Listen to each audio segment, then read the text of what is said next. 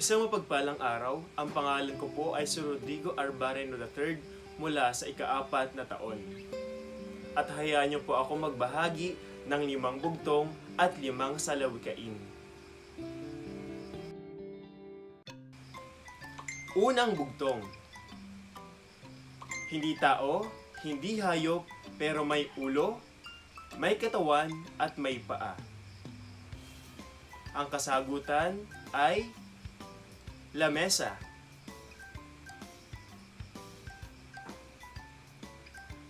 Pangalawang bugtong. Ibinigay ko sa iyo, ibinigay mo sa iba, pero akin pa rin. Ang kasagutan ay pangalan. Pangatlong bugtong. Tubig na nagiging bato, bato na nagiging tubig. Ano ito? Ang kasagutan, asin.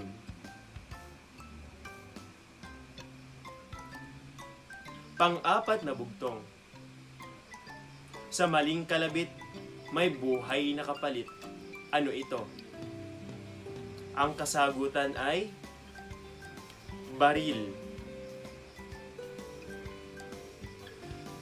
Panglima at panghuling bugtong. Ginto sa kalangitan, hindi matitig-titigan. Ano ito? Ang kasagutan, araw. Unang salawikain. Ang buhay ay parang gulong.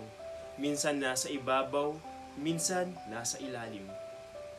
Ito'y nangangahulugan na ang buhay ay mayroong hirap at ganoon din ay mayroong ginhawa.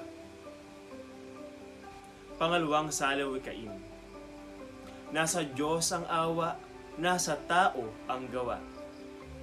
Ito'y nangangahulugan na dapat tayo ay umaasat sa Diyos at tayo din ay gumagawa ng paraan upang makapit natin ang ating mga mithiin sa buhay. Pangatlong salawikain. Ang ibinabait ng bata sa matanda nagmumula. Ibig sabihin lamang na ito na ang pag-uugali ng bata ang kaniyang kabatiitan ay natututunan sa mga nakatatanda sa kanya, lalong-lalo na sa kanyang mga kapatid at sa kanyang mga magulang. Pang-apat na salawikain. Kung may isinuksok, may madudukot. Ibig sabihin po nito na kapag tayo ay nagtago o nagtipid, sa kinabukasan tayo ay mayroong magagamit muli sa ating mga pangangailangan. Panglimang salawikain. Huwag mong gawin sa iba ang ayaw mong gawin sa iyo. Ibig sabihin lamang na ito na ang mga bagay na ayaw natin mangyari sa atin ay huwag natin gawin sa iba. At kung meron tayong kabutihan na nais makamit o gawin sa atin ng ibang tao para sa atin, ay gawin din natin para sa kanila. Muli, ako po si Rodrigo Arbareno III mula sa ika-4 na taon at ito ang aking 5 bugtong at 5 salawikain na aking inihanda para sa sosyalidad at literatura na ipinasa kay Ginang Lucille Iscleto. Maraming salamat po.